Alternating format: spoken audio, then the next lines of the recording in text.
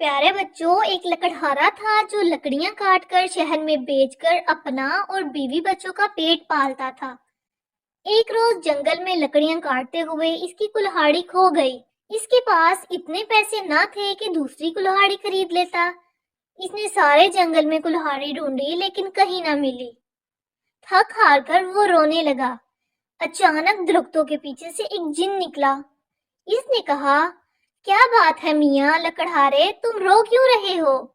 لکڑہارے نے روتے ہوئے کہا، میری کلہاڑی کھو گئی ہے، سب جگہ تلاش کر لیا لیکن کہیں نہیں مل رہی۔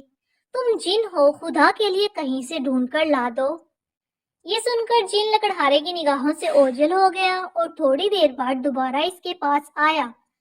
اس کے ہاتھ میں سونے کی کلہاڑی تھی۔ اس نے لکڑہارے سے کہا، لو میں تمہاری کلہاڑی ڈھونڈ لایا ہوں۔ لکڑہارے نے کلہاڑی دیکھ کر کہا، یہ میری کلہاڑی نہیں ہے، وہ تو لوہے کی تھی۔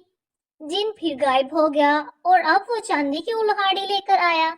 اس نے کہا، لو یہ تمہاری کلہاڑی ہے۔